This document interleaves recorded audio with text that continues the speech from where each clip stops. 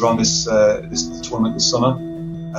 This does not feel like the World Cup that was originally promised, a safe, free and equal World Cup. Across the Gulf and elsewhere, we're sure you've seen all the footage on that.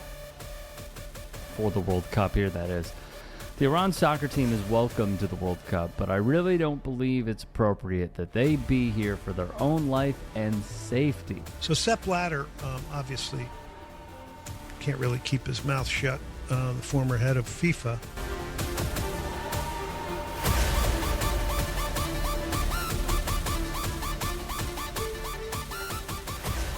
In 1990, a tiny nation called Cameroon walked into the World Cup as the first African team in history to reach the quarterfinals. They beat Argentina. They made the whole world fall in love with African football. And ever since that summer, every 4 years, African fans have crossed oceans with drums, flags and vuvuzelas to cheer for their teams.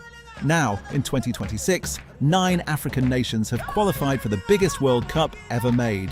Morocco, Senegal, Algeria, Tunisia, Egypt, Ivory Coast, Ghana, Cape Verde, South Africa. For Cape Verde, this is the first time in the country's entire history. But most of those fans will never see their teams play.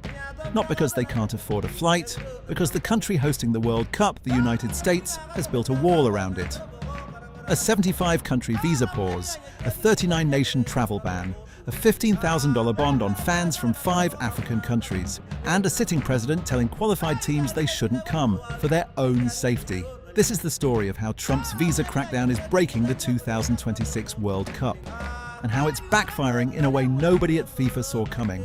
Let's get into it. Back in June 2018, in a ballroom in Moscow, FIFA President Gianni Infantino announced that the United States, Canada and Mexico had won the right to host the 2026 World Cup. The pitch was simple. Bigger than anything before. 48 teams, 104 matches, 16 host cities stretching from Vancouver to Mexico City. In the United States alone, 11 cities made the list: Atlanta, Boston, Dallas, Houston, Kansas City, Los Angeles, Miami, New York and New Jersey, Philadelphia, the San Francisco Bay Area, and Seattle. Mexico would host in Mexico City, Guadalajara, and Monterrey, Canada in Toronto and Vancouver. Here's the quote that matters. In 2017, the year before he handed the tournament to the US, Infantino stood in front of reporters and said, and I want you to hear this exactly, quote, "Any team, including the supporters and officials of the team who qualify for a World Cup, need to have access to the country. Otherwise, there is no World Cup," end quote. That was the deal. That was the promise.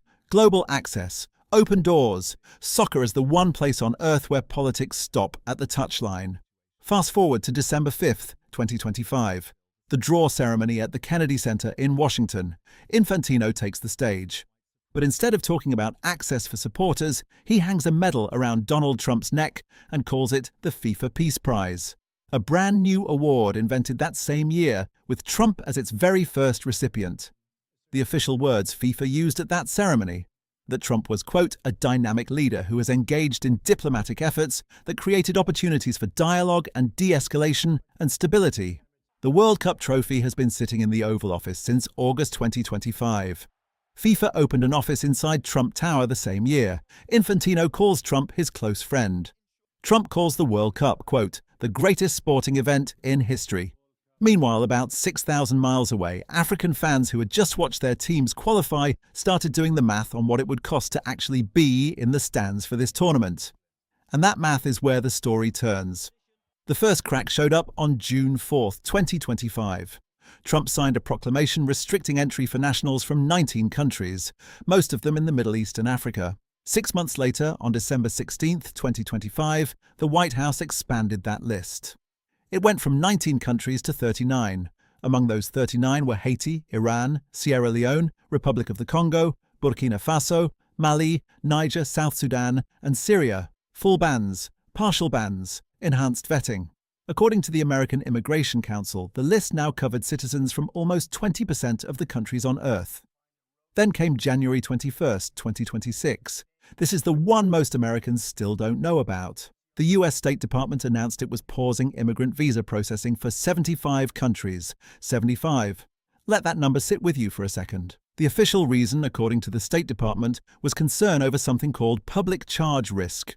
the claim that immigrants from these countries were likely to rely on American welfare. A lawsuit filed 2 weeks later by the National Immigration Law Center called that justification, quote, unsupported and demonstrably false. The suit, running as 106 pages, argued the policy was, quote, an unlawful nationality-based ban on legal immigration. Whatever your politics, the legal text is clear. This is one of the most substantial restrictions on legal immigration in American history. And the list is devastating when you line it up against the World Cup bracket. Algeria, Cape Verde, Côte d'Ivoire, Senegal, Egypt, Ghana, all in the 75, all with teams heading to the United States this summer, all with fans who spent years saving money, believing they were going to watch their boys play on the biggest stage in the world. Their visa applications? Paused. Not rejected, not denied with an explanation. Paused, indefinitely, by a government that also happens to be hosting the tournament their team just qualified for. Listen to what a Senegalese fan named Djibril Gouai told the Associated Press at AFCON in Morocco. Quote, I don't know why the American president would want teams from certain countries not to take part. If that's the case, they shouldn't agree to host the World Cup. And this was only the beginning. Because in April 2026, the State Department expanded something called the Visa Bond Pilot Program. On paper, the idea sounds mundane, a refundable deposit that some tourist visa applicants have to pay to prove they won't overstay their visa. The amount? Between $5,000 and $15,000 per person. The bond program expanded to 50 countries, and when you check that list, 5 of them have qualified for the 2026 World Cup. Every single one of them is African: Algeria, Cape Verde, Ivory Coast, Senegal, Tunisia. Now let's talk about who this actually hits.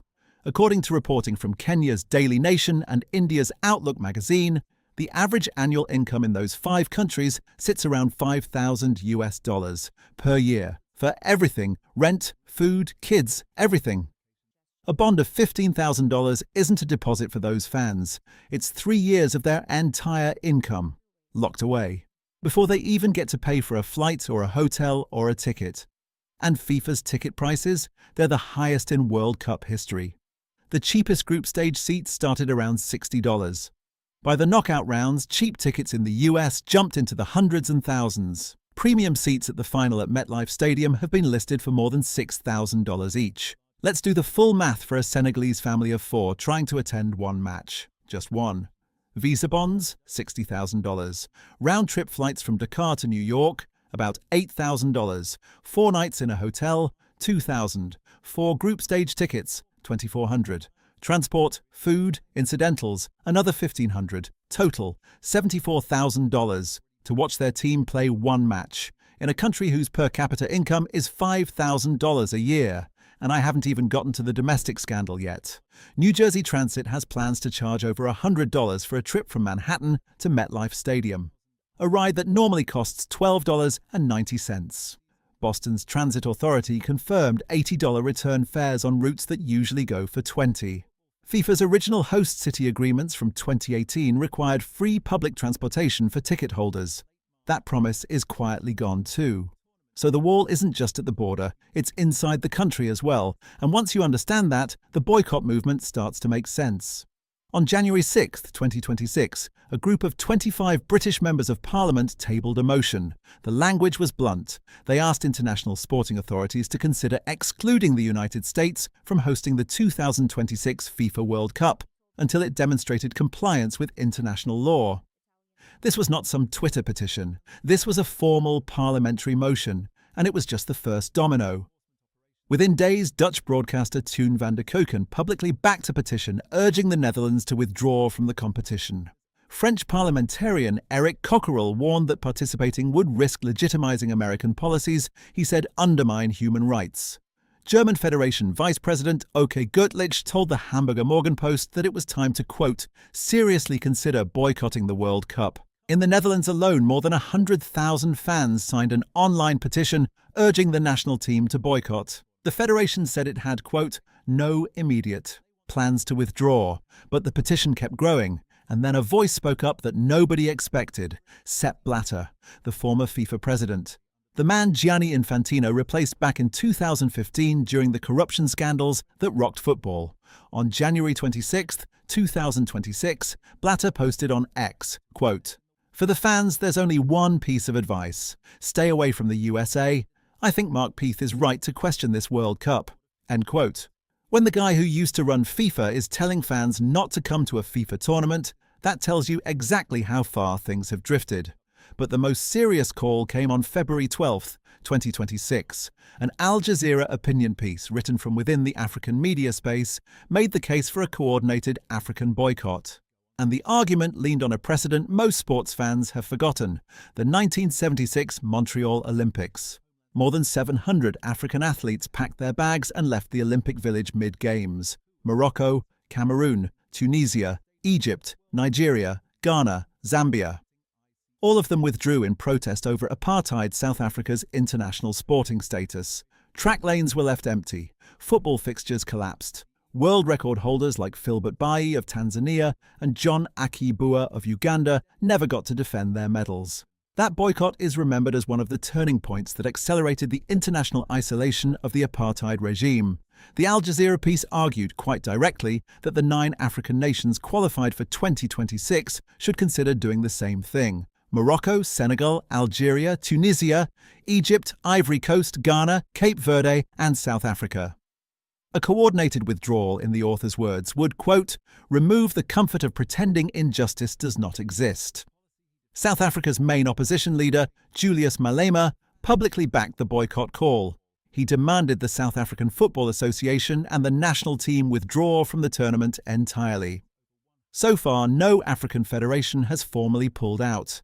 The Confederation of African Football hasn't moved. The African Union hasn't issued a coordinated statement. But the boycott conversation is no longer fringe. It's in newspapers across the continent. It's in Parliament in London. It's in op-eds across Europe. And it's entirely possible that something shifts in the final weeks before kickoff. Because while Africa is still debating, one country has already made its move. On February 28, 2026, the United States and Israel launched coordinated strikes on more than a dozen Iranian cities, from Tabriz in the northwest to Chabahar in the southeast. According to reporting from CNN, Reuters and Fortune, the strikes killed Iran's supreme leader, Ayatollah Ali Khamenei. Iran responded with missiles, drones, attacks on US bases across the Middle East. And a few days later, Iran's sports minister Ahmad Donyamali went on state television and said something that hadn't been said at a World Cup in 76 years. Quote, considering that this corrupt regime has assassinated our leader, under no circumstances can we participate in the World Cup. End quote. Iran had been the first Asian team to qualify for 2026. Team Melli. They had 3 group stage matches scheduled. 2 at SoFi Stadium in Los Angeles against New Zealand on June 15th and Belgium on June 21st. 1 at Lumen Field in Seattle against Egypt on June 26th. All of them on American soil. Then Trump responded on Truth Social, and his exact words matter here. Quote, the Iran national soccer team is welcome to the World Cup, but I really don't believe it is appropriate that they be there for their own life and safety. End quote. A sitting US president telling a qualified national team that their life and safety would be at risk inside his own country. At the tournament, he is co-hosting. The Iranian Federation fired back within hours. Their statement read, quote, the only country that can be excluded is one that merely carries the title of host, yet lacks the ability to provide security for the teams participating in this global event. End quote. Iran formally requested that FIFA move its 3 group matches out of the United States and into Mexico. FIFA rejected it. Mexican President Claudia Sheinbaum publicly confirmed the rejection. By April, Iran's sports ministry had issued an official order banning all national and club teams from traveling to countries classified as hostile. The United States, by that definition, is hostile. Iran's matches, all of them, are on US soil. Then, on April 15, 2026, Infantino sat down with CNBC's Sarah Eisen in Washington. He told her, and I quote, Iran will be at the World Cup for sure. He said he had just visited the Iranian squad at their training camp in Antalya, Turkey, said the players wanted to play, said sports should be outside politics. But an Iranian government that has banned travel to hostile nations is not going to change its mind because the FIFA president says so. If Iran does withdraw, it will be the first team to do that since 1950. FIFA's own regulations call for fines between $448,000 and $897,000 for a late withdrawal. Nothing FIFA can do will force them to show up. So we have to zoom out. How did FIFA, the organization whose president said in 2017 that supporters must have access or there is no World Cup, end up hosting a tournament where entire fan bases are priced out, visa banned, and told they aren't welcome for their own safety? The answer is a relationship. Infantino attended Trump's inauguration in January 2025. Within months, FIFA had opened an office inside Trump Tower in New York. The World Cup trophy was moved into the Oval Office.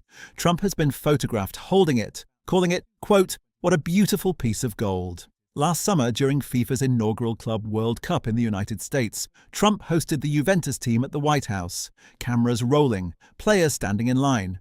And according to CNN's reporting, Trump used the moment to ask the Juventus players on camera whether they thought a woman could be good enough to play on their team. The World Cup trophy was sitting right there on the table, because the stakes for Infantino are astronomical. Analysis by the consultancy Sports Value projects that the 2026 tournament will generate $10.9 billion in revenue for FIFA. That's 56% higher than Qatar 2022, untaxed, going straight to FIFA's reserves and distributions. And it's not just European politicians raising alarms. In March 2026, Amnesty International published a full report warning that the World Cup was being held during what it called, quote, "an acute human rights crisis."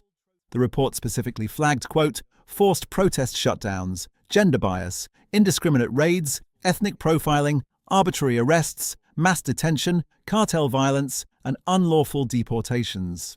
The only visible pushback from FIFA itself has come from its vice president, Victor Montagliani, after Trump floated the idea of declaring some US host cities, quote, "not safe." Montagliani told reporters, quote, "It's FIFA's tournament, FIFA's jurisdiction. With all due respect to current world leaders, football is bigger than them, and football will survive their regime." End quote. One FIFA executive, on the record, saying football will survive Trump, while his own president hands Trump a peace prize. So here's where we are, 57 days out from kickoff. 9 African nations qualified, but their fans locked out by a $15,000 bond and a 75-country visa pause. Iran at war with the host country and formally banned by its own government from travelling there. Former FIFA presidents, British MPs, French and German politicians, and Amnesty International all telling fans to stay home. And FIFA itself projected to clock $11 billion in revenue while all of this plays out. In 1976, more than 700 African athletes walked out of the Montreal Olympics. They believed participation would legitimize injustice. That boycott is now remembered as one of the moments that helped crack apartheid. The question for 2026 isn't will it happen? The question is who moves first. If you want to know exactly which African federation is most likely to break first and what happens to the tournament if they do, I'm dropping a follow-up next week. Click subscribe so you don't miss it. And in the comments tell me, if your team qualified and the host country was charging you $15,000 just to show up, would you still go?